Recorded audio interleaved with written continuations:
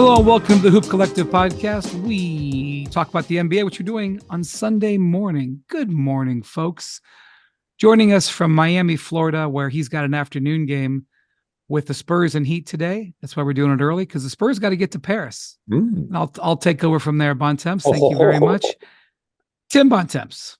Windhorst is big time and everybody, per usual. So I roll. Somebody's got to go work 20 hours a day in Paris.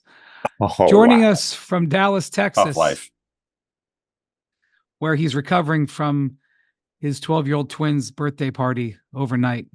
I'm sure it was one of those slumber parties, MacMahon. Howdy, partners. I still remember my 12th birthday party, slumber party. Listen, this one was a party bus to chicken and pickle. And we didn't have a party bus. It was a whole ordeal. Bunch of smart mouth punk kids. It's amazing. I haven't smacked one on upside the head. The morning is young, though. We might want to pod for a while to let these kids get the hell out before I come back out there. We should have them all in. No, we should not. Speaking of rough nights, I don't know if you guys saw, but the Sixers lost again. Oh, shocker. The top Sixers. Oh my gosh.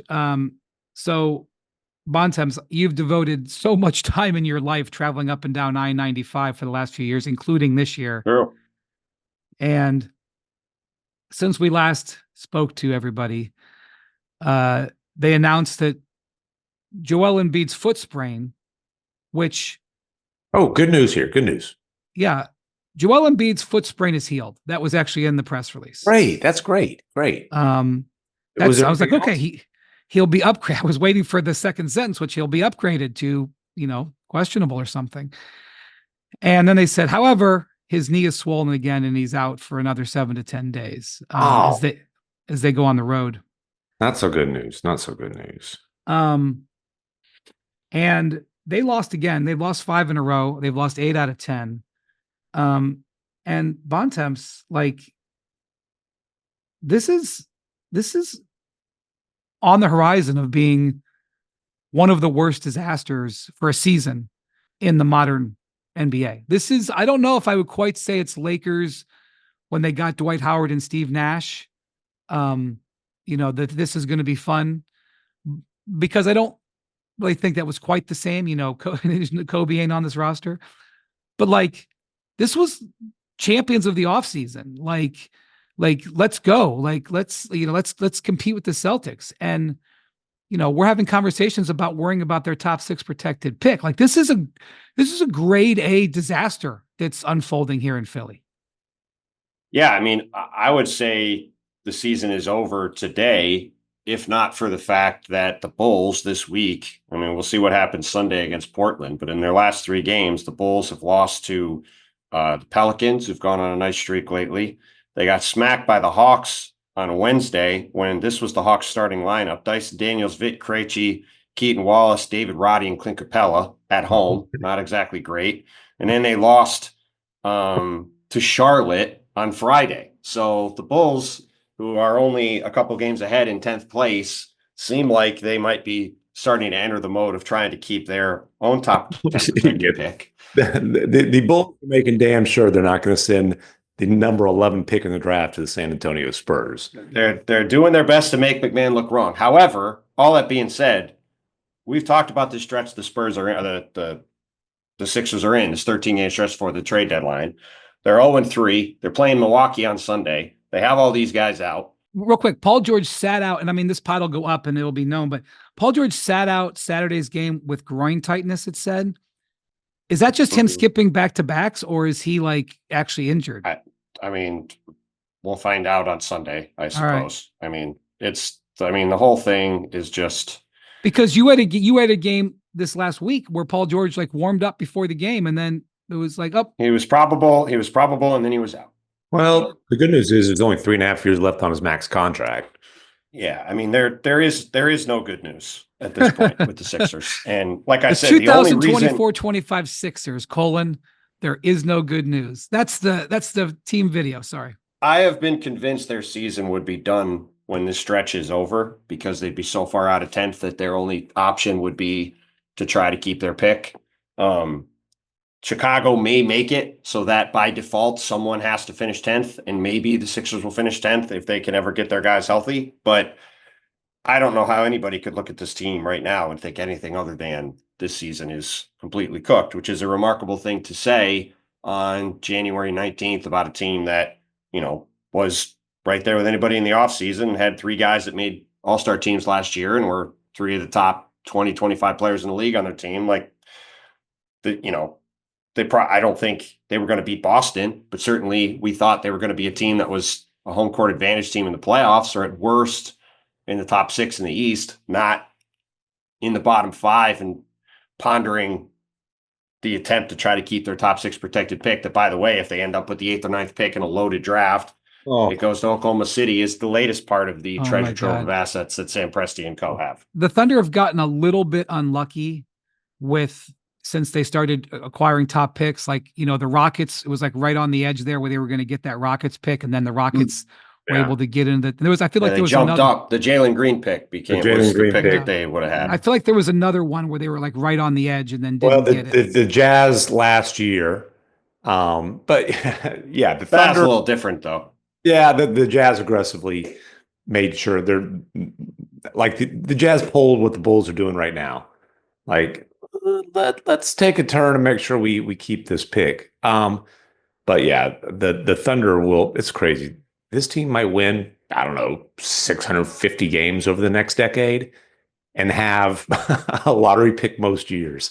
It's insane. It's nuts. And like the Sixers, man, at this point, I think the best case scenario for them is that they're able to keep their top 6 protected pick.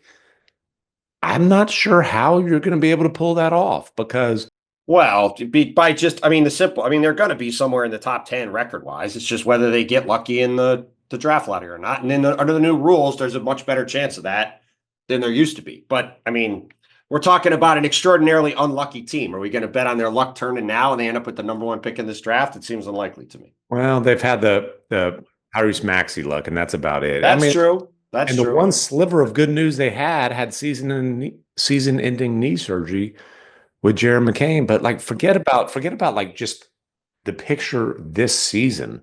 And do they somehow weasel their way into keeping their pick, dude?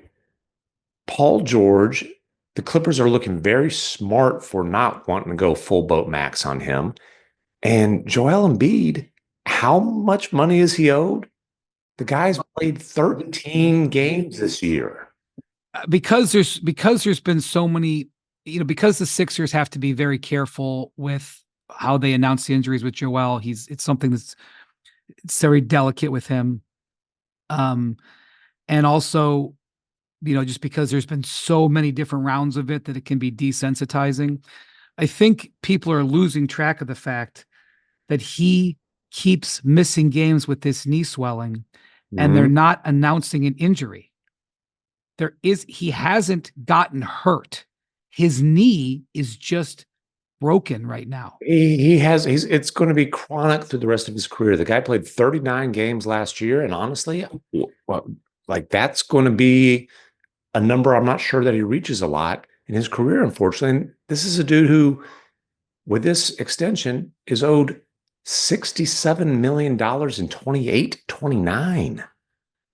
Yep. The Ben Simmons contract for a long time was the worst contract in the NBA.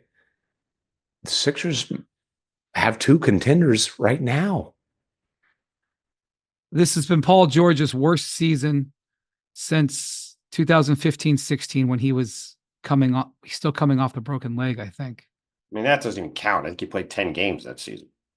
Or maybe it was, oh yeah. That was at the end of the year. That's right. You're right. But he's having one of the worst seasons of his career.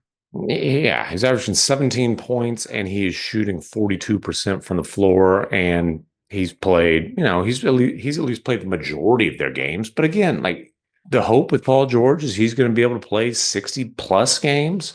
The hope at this point with Embiid is maybe he can get to 50. And again, the idea that this team is just going to kind of load manage their way into a top seed and, boom, turn everything on.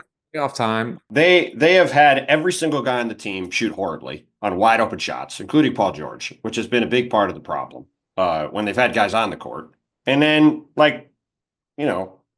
the fact that Joel in particular has just not been available. That's you said before the season, Joel was going to play 13 of the first 40 games.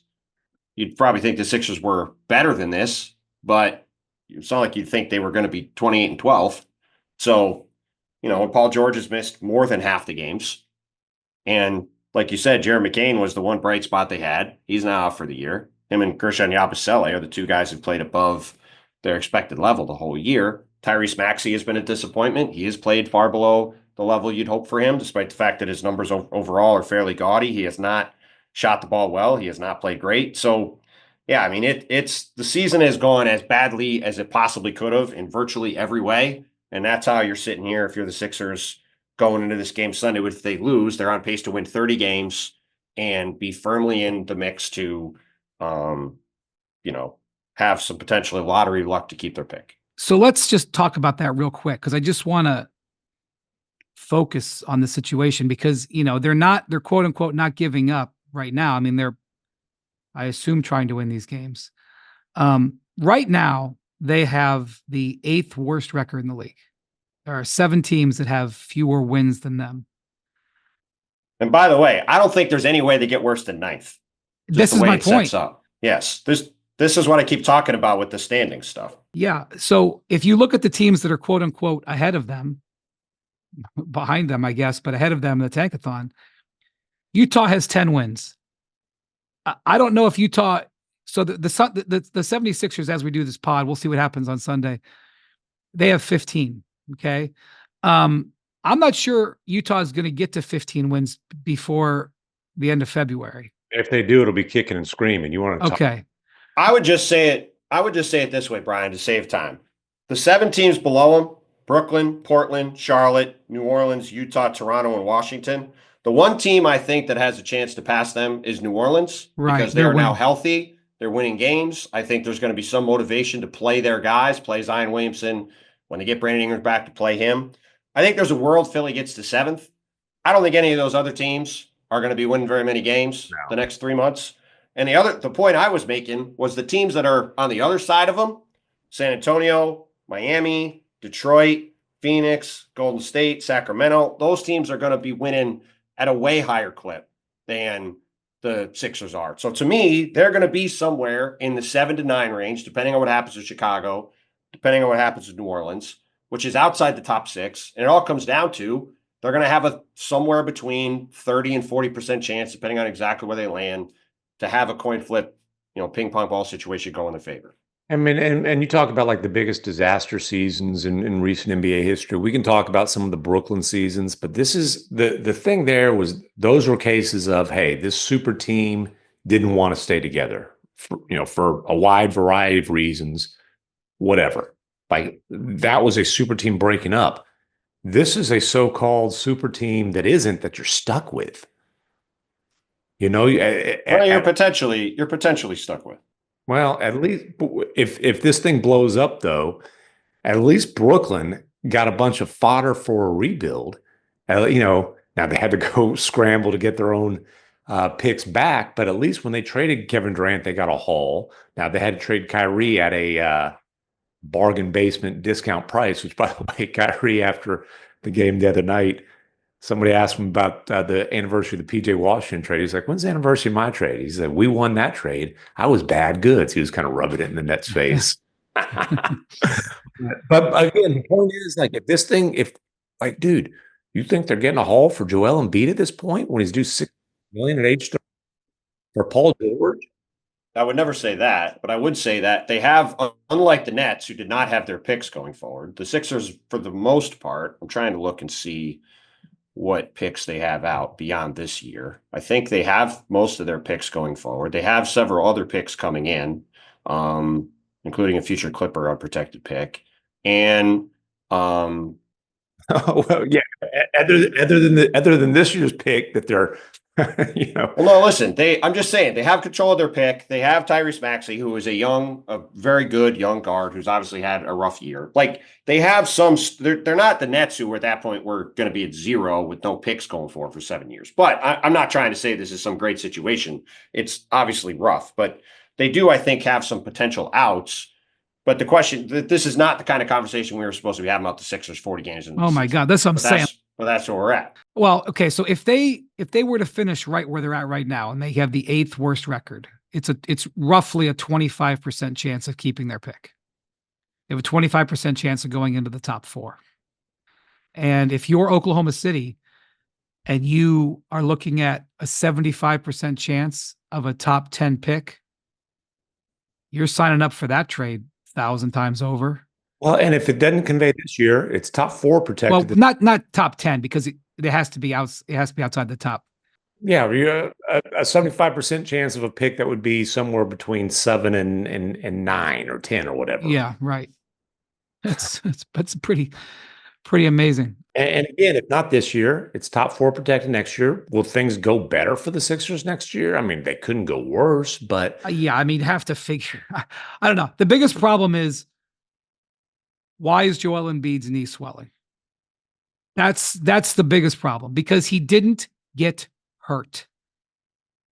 Like all these other times we've seen him have these bad falls, some of them have been freak injuries or whatever, but we saw him get hurt. Okay. He won the Olympic gold medal, took some time off. And when he went to go start playing basketball again a month or so later and ramping back up, it's not worked. And they're saying it's knee swelling, and I respect Joel protecting his medical information, but there is something that is causing that knee not to work. And that problem, without being an injury, is the biggest problem they've got. And it's not like those things just go away as a massive human ages into his 30s. Like this is going to be a problem. And they acknowledged that before the season when Joel Embiid sat down with the USWB himself, and it was sunny out there. Where was that, Bontemps? The Bahamas? One of your Bahamas. One of your boondoggles is what he says that you. Oh yes, I have so many boondoggles. Yes. But like basically nothing like traveling up and down Northeast in the winter for being the definition of a boondoggle. Oh, he's in South Beach now, baby, just living the life. But I mean, they didn't put a number on it, but essentially they said, hey, the plan is Joel's going to play hopefully 50 something games, and then we'll flip the switch come playoff time. Like that was the hope.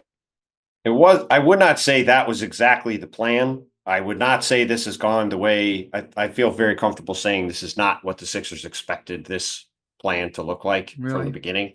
No, again, because he's not on pace to play 50 something games. But when he's talking about like, I'm punting on ever being an MVP again, basically he was saying, hey, I'm not in 65 gagames. Well, look, I think it made sense from the beginning to say Joel Embiid was not going to play regular season back-to-backs. That does not mean like Joel, if he played every game and didn't play back-to-backs, like basically what Kawhi did, which is the comparison that I made at the time, and I think is what was sort of envisioned. Mm-hmm. Kawhi played 60 games. Okay. If Joel was on pace to play 60 games, the season would look very different than it looks now. That's the bottom line. So this has not gone the way the Sixers had envisioned. Here's the only thing that's good news for the Sixers, within the team at least. The Washington Commanders are in the NFC Championship game. Don't say that, because there's one person who's happy about that, Josh Harris, and I think he's the guy making the decisions. Well, okay.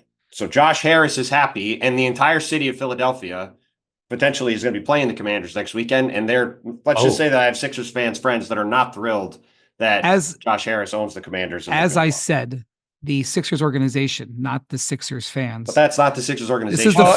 This is the first time the Commanders have been in the NFC Championship game since MacMahon was a juvenile delinquent. I mean, it's.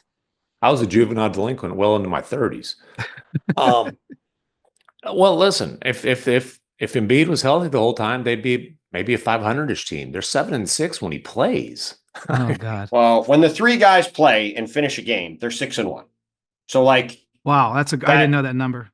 That's all well and good, but that ain't coming anytime soon. The key number there is not played 7 games. Yes, Correct. it's 7 out of It's 40. it's 9 and 24, which is the other 33 games. That's where we're at. The team that beat them on Saturday, the Pacers, they, by the way, I believe are 7-1 in the new year. Best team in the NBA since the new year, or tied for. So let's keep an eye on those Pacers. I'm going to be spending some time with them over the next week in Paris.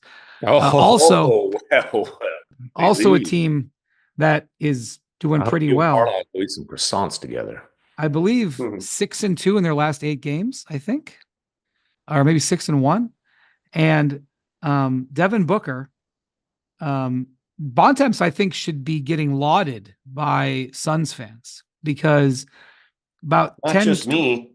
Not just me. Oh, I've been lumped in here. Hey, Lumped in. We had the same opinion. we did. Yes, We we did. did. And by the way, the opinion is accurate. I think CAA is going to throw like a shindig to honor us for inspiring this just liftoff by Booker recently.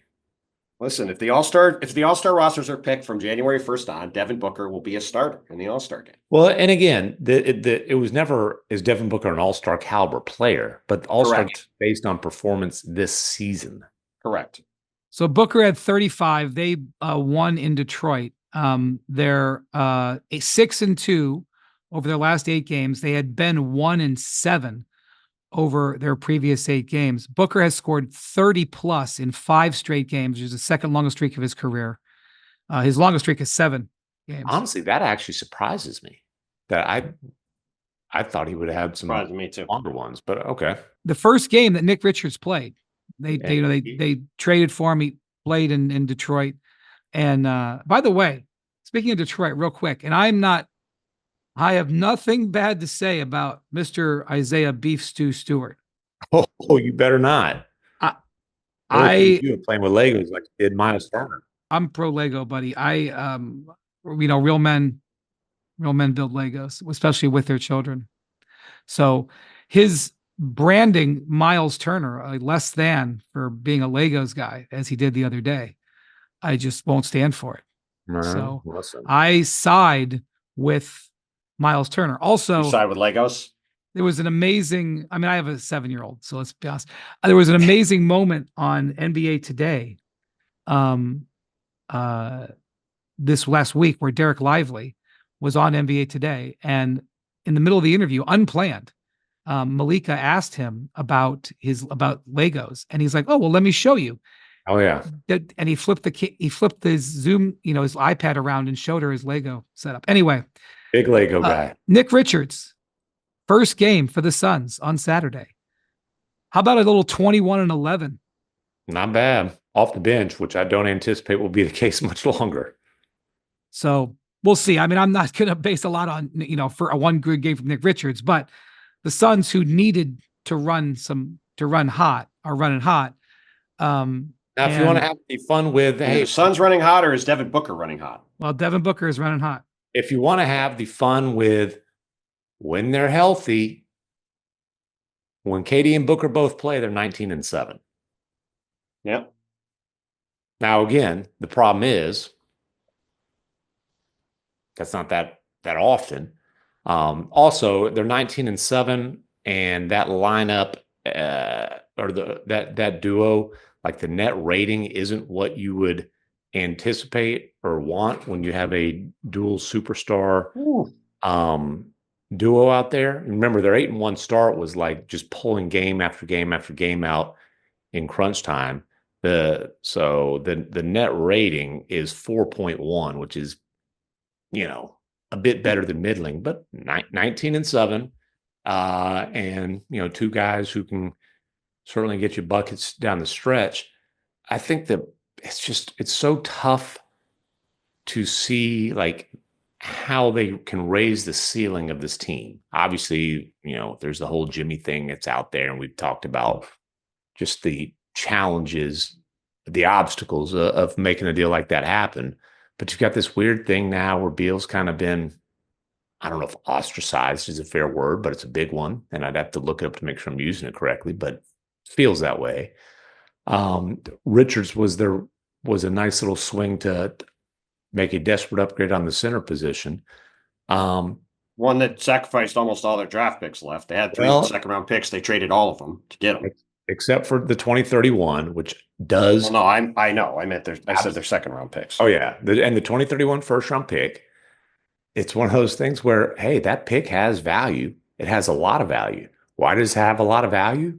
Because the Suns are like teams are forecasting the Suns 6 years out, saying, let's see, they've blown up the rest of their draft capital. Kevin Durant is nearing his late 30s. Like, what are the Suns going to look like 6 years out? Let's line up and try to figure out a way to get that pick. So that pick has value.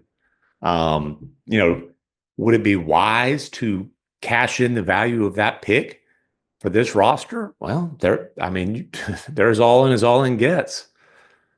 Well, listen, right now the Suns are out of the play-in in the West. And I know this is looking a bit far ahead, but I was just looking at their schedule.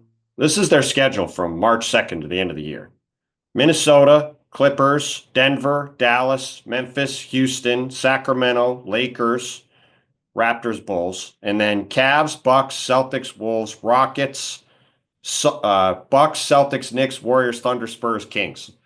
So 20 out of 22 games against teams with winning records and are all going to be expected to be in the playoffs or around them. That is a brutal stretch to end the year. When you're in the West, you don't get those Nets, Hornets, Raptors, Wizards reprieves. Well, that's the stretch. But that's the stretch they're in now. I'm going to throw the 76ers in there too. You don't get the 76ers, Nets, Hornets, Raptors, Wizards reprieve. But I'm saying their schedule, Brian, for the last, that's why I looked it up, because I was looking at their schedule as we were talking to see how they've been doing. So they beat the Sixers. They lost to the Hornets. They beat the Hawks. Then they beat the Jazz, the Hornets. They beat the Wizards, and now they beat Detroit. And they've got more games coming up against the Pelicans, the Nets, the Wizards. Like my point is they have to clean up right now because they're already outside looking in. And that closing stretch schedule, even if they have everybody healthy, like 500 in those 22 games is going to be pretty good. Well, that's why they're trying to get Jimmy Butler. Another way to put it is their remaining strength of schedule based on opponents' winning percentage is the toughest in the NBA. Well, there you go. Just that up. It is the toughest in the NBA. That first round pick, they are willing to trade. The standard is high, but they're offering it around. That's just long story short. Mm-hmm. On Monday they play in Cleveland. The Cavs are coming off a challenging road trip. I mentioned that the Pacers have been really good since the new year. The Pacers' only loss since the new year is to Cleveland on this road trip that they just were on. They also beat the Cavs to end their 15-game win streak, or where was it? 13-game win streak, whatever it was. The Cavs won Saturday night in Minnesota, which was a good win because Evan Mobley is banged up right now. And I'm not sure what his status is going to be for Monday. They did catch the Wolves on a back-to-back, and the Wolves kind of melted in the second half of that game. So I'm wondering they might have got lucky there. But the Cavs coming off a tough stretch here, and they're facing the Suns. So that's a great opportunity to test the Suns, just how good the streak is. Bradley Beal's missed the last 2 games with an ankle injury. So we'll see whether he can go on Monday. Nurk is sick too. Nurk has got an illness. So that takes a big presence away from the Suns bench, and I do mean glued to it. I hope there's an empty seat over there. I hope Nurk is feeling better. He's been out a while. I like Nurk. I'm not messing. That's another guy I'm not messing with. Nice fella, but he's now their 4th-string center, who's due $19 million next year. Yeah, it's a bit of a problem. All right, Bontemps, you're in Miami. There's obviously a game this afternoon. Victor is in town. I'm not sure what'll happen. We always are a little bit late on the pod, and God knows I'm not going to predict what's going to happen today. But Jimmy returned the other night and returned with a press release / fax from his agent, meant to mimic the Jordan return in '96. And what did he wear? He wore the Jordan 45 jersey to and from the game. Bontemps. How How's your Jimmy Butler watch in Miami going this weekend? The drama continues, I would say, is the answer. And honestly, it's like it's eye roll inducing. We get it, Jimmy. You want out? You're going to make life difficult on everybody. But I mean, it's just come on, man. Like the whole thing. Here's the deal with Jimmy Butler. If he wanted to get out of Miami, truly, and I shouldn't say that. The best chance for him to get out of Miami, to get what he wants, is to get traded somewhere else, would have been to show up starting Friday and play his tail off for the next 3 weeks. Because the problem Jimmy Butler has is that as much as he wants to leave, and as much as, frankly, I think the Heat would like to be over this situation and just move forward as a team, the bottom line is the only teams that are really motivated right now to get him are teams that cannot deliver Miami the requisite stuff necessary to get a deal done. And by the way, the Heat, I don't think, are going into this expected to get a Rudy Gobert trade package for Jimmy Butler. But what they're not going to do is take on 3 years of Bradley Beal. They're not going to put themselves in a position that takes them out of free agency in 26, or more importantly than anything, leaves them in a position where they don't have flexibility to augment the roster going forward. Because, I mean, Brian and I both know Andy Ellsberg, the GM here, have known him for a long time. You look at the way this team has transformed itself over time, the thing the Heat have always prioritized is the ability to make the next move. And if they make some move with Jimmy that doesn't allow him to make the next move, then it doesn't make any sense for them to do that. So the question between now and the trade deadline is, does a deal come along that gives the Heat a modest return that gives them some combination of players that can help them now, or young players, or draft capital, or salary that ends in 26, or all the above in some form, that they say, hey, we can do this for some percentage of $1 for Jimmy's services and we'll be done with this. But as of now, that trade doesn't exist. Yeah, and just not have like baggage moving forward. That's one of the biggest things here. I did love Spoelstra's whole routine of you're all looking for drama.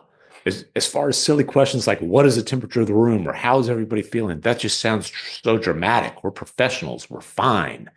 I'm like, really? Eric was the dog in the house on fire meme saying this is fine. And you know how the house got on fire? Because Jimmy's in the corner lighting his farts on fire. And like you're looking for drama. If Jimmy could figure out how to do that in the locker room, I think he would. Yeah, but that's the whole story. Like, this is not 2018 Jimmy Butler. He's not 28 anymore. So it's going to be he's got to, I think, play ball to some degree if he wants to get what he wants. So the thing about Eric Spoelstra is that he's incredibly reliable. We nicknamed him, when I was covering the Heat a decade ago, we nicknamed him the Spo Bot, because he is so consistent and so focused. And in his interview sessions, for the most part, he's occasionally comes off script, but in his interview sessions, he's very, very steady. Mm-hmm. And he's very hard to, like, he approaches the interview session like he's going to battle. He will literally run into the room and jump onto the dais, and he will like get into a defensive position. And if you like don't have a question in like 20 seconds, if there's a 5-second pause, he will leave. He will like bolt off the dais, and he is very engaged, and he will absolutely shut you down no matter what. He has no problem shutting you down. So he comes in and doesn't even, well, Bontemps, you were there. He doesn't even wait for a question. He has a soliloquy. No, he came in with a script ready to read to try to nip in the bud as many questions as he could about the Jimmy situation. But that's not Spobot. Spobot doesn't change his routine. Yeah. And so it was interesting. So we were on Countdown on Friday. You were in the room, and Bontemps actually did that show a huge solid, because Spo was speaking like moments before we went on the air, and Bontemps sent me the audio. We didn't even have the video up of it yet. This is Bontemps being a good teammate. And literally with Malika, Richard Jefferson, Bob Myers, and I played Spoelstra's audio moments before we went on the air, so we had the absolute freshest audio. And I even had to read some stuff that Spoelstra said.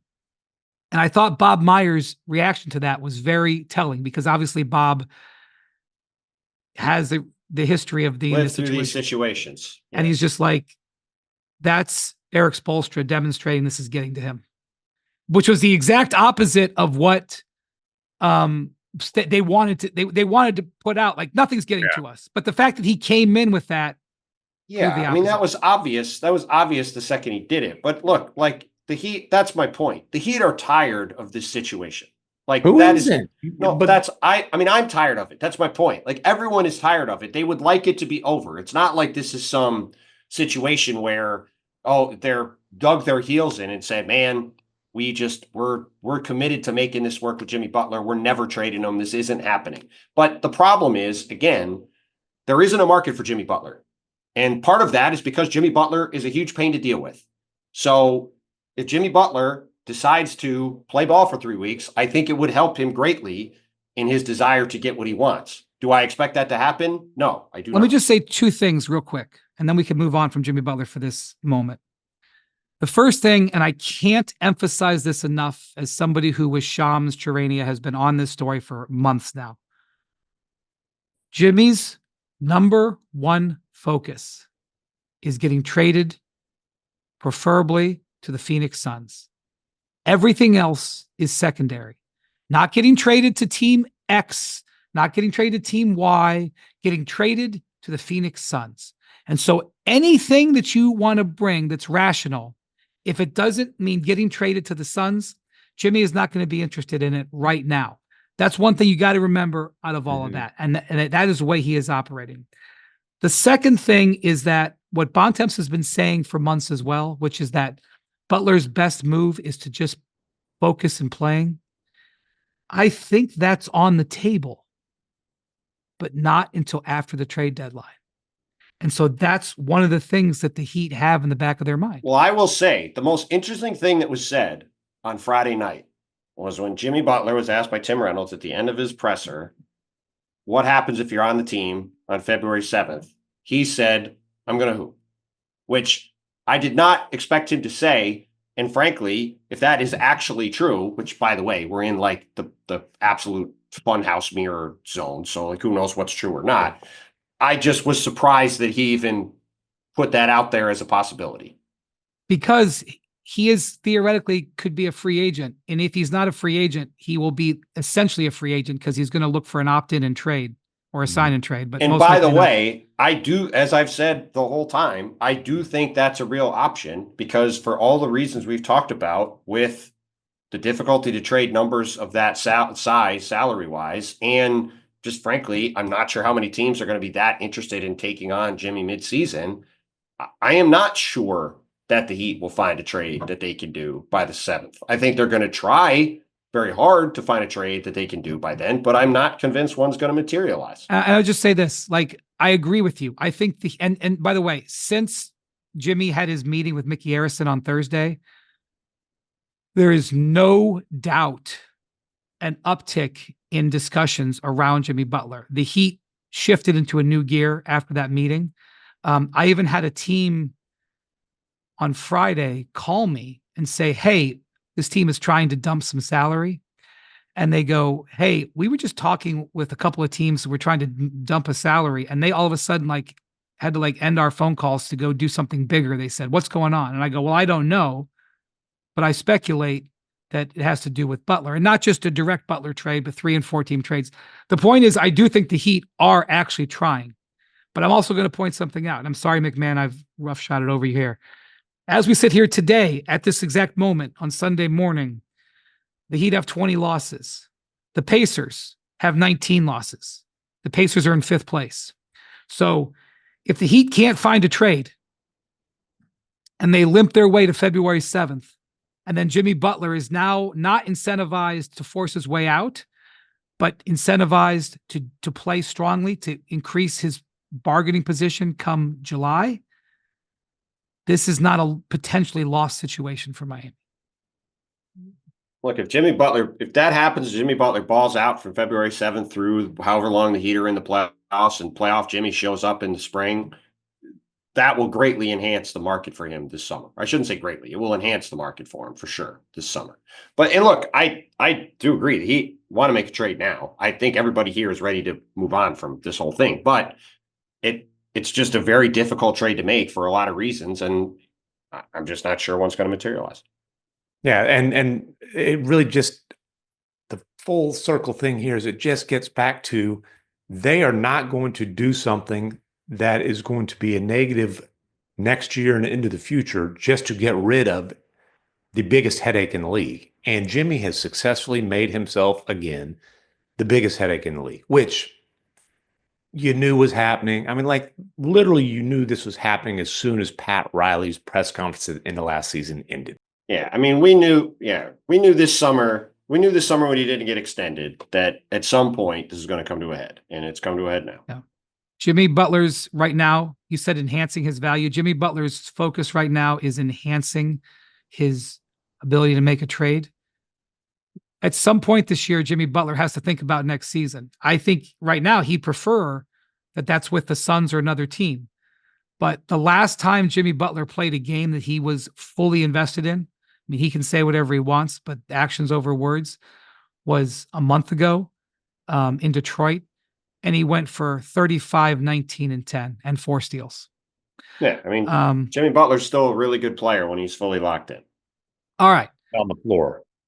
On Saturday, the Atlanta Hawks pulled out a win over the Boston Celtics. This was one of those ESPN BPI situations where the Celtics were like high 90%. They were up 3 with 20 seconds left with the ball, I think. Or no, there was another Jason Tatum missed mid-range jumper at the buzzer too. Well, also Drew Holiday had a couple of bad moments in the last minute of regulation. But the point is they were in control to get a win over the Hawks. And they totally botched it down the stretch, including Drew Holiday passing up a layup and committing a foul on Trae Young. Anyway, the Hawks won that game in overtime. And the Hawks are now 4-1 this season against the Cavs and the Celtics, and 3-0 on the road. They've swept Boston in Boston. And I got to say, like, the thing about the Hawks, and they're in 6th place now with that win, the Hawks have great perimeter size. And perimeter size bothers the Cavs. They've beaten the Cavs twice. And perimeter size doesn't bother the Celtics as much, but it's a better matchup situation for the... They can actually match up with Boston in a way a lot of teams can't. So Boston's having issues. They had another bad shooting game. They are now 8-8 in their last 16, blah, blah, blah. We've talked about them. But I'm going to say, watch out for those Hawkers. You know, I'm not sure if Hawkers. You're... Whatever let's say they end up with the 7th or 8th seed. You excited about that if you're Boston or Cleveland? I wouldn't be. Just going to point that out. Well, and especially not if Quinn's wearing the Sally Jesse Raphaels. I'm just going to tell you that he busted out the red frames, those red frame glasses. He had put them away, right? Well, he busted them out for the first time since the Hawks stint in Vegas. And I know that for a fact. I don't have to look it up. Because, fellas, I have a confession to make. I am the cause for the disappearance of the Sally Jesse Raphaels. Now we know what's going to get aggregated today. Well, somehow, some way, Quinn was unaware that these red frame glasses that he's been wearing since he's been the Hawks coach were known throughout the league as a Sally Jesse Raphael. That's unbelievable. I mean, like, I understand he may not be on social media, but it's a very big social media thing. Yeah. So I know Quinn pretty well. I covered his Jazz teams a lot, and I see him in Vegas, and we're just chatting it up, you know, saying hello, catching up. And I make some just like offhand remark. Bontemps, I think you might have been standing right there. I make some offhand remark about the Sally Jesse Raphaels, and he had no idea what I was talking about. Do you verify this, Bontemps? I can verify all of this. Yes. Yeah, my God. I'm telling you, yeah, and Quinn was. I explained to him like, no, like, dude, your red glasses, like they're like the Sally Jesse Raphael, the old talk shows host with the red frames. It's what they're known as around the league. Quinn was mortified. I mean, he gives me a serious look. He says, I would never want to do anything that brings attention to myself. I am never wearing those again. So, I think there are some NBA people who are very, very aware of things, but this does happen. These guys get into these tunnels and their focus, especially it's also a very healthy thing for Quinn Snyder to not be I on agree. social And media. also, like, here's the thing, like, I know or anybody in the NBA, you would think, but frankly. like nobody is going to go tell, like, on a team, especially like Quinn, he's a little bit of an intense guy, even though he's a great guy. Yes. I'm stunned by this, but I believe it. Well, I was stunned by it. And then I had some folks with the Hawks basically tell me, yeah, we kind of reached a consensus decision that, of all the things we needed to talk about with Quinn, we decided just to leave the Sally Jesse Raphael conversation. This is where MacMahon's value is. This is why, all these media guys are getting hired by, this is where they're going to bring MacMahon in. The Mavericks are going to hire MacMahon to go in and tell Luka. He's going to tell him the truth. Of all the things, of all the teams that teller. hired me, the Mavericks would be 30th on that list. The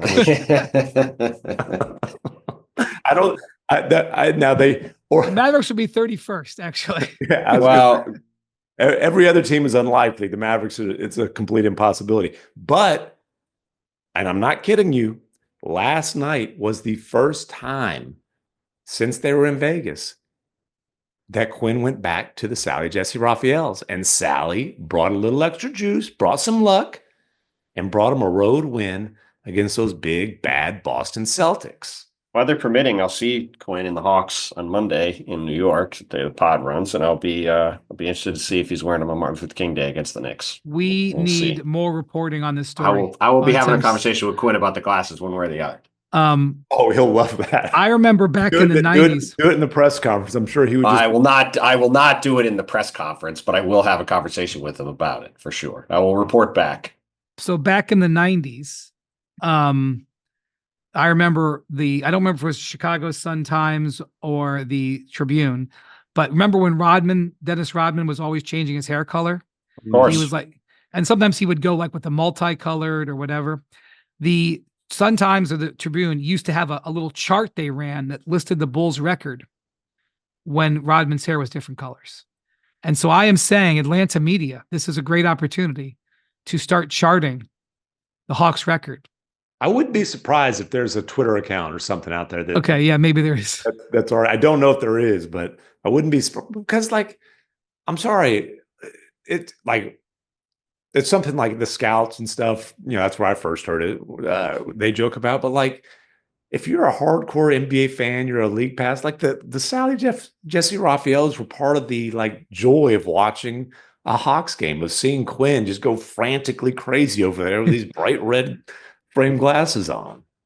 And it's also brought, I think, Sally Jesse Raphael to a new era of fans. I mean, that is certainly true. I mean, there's still, I think, the vast majority of the audience has no idea who she is. Well, Google it. I'm sure that Jackson's going to put the side-by-side up on the YouTube. Yes. I'm sure Jackson had no idea. Jackson had no idea who she was. 0% chance. Jackson just said, I had to Google.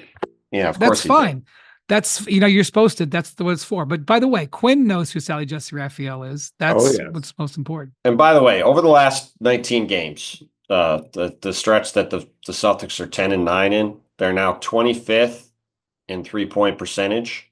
The attempts have gone down a little bit from 50 down to 46, just under 47. And yet they're still 7th in offense and 4th in defense and 4th in net rating over that span. So they've had some big wins in there. It's been a weird stretch. Obviously, it's about a quarter of the season, but I still am not that concerned. But it is pretty weird that they've had this long of a shooting slump. On Friday night, when they played the Magic, and the Magic were missing 6 guys, and Paolo Banchero was still on a minutes limit.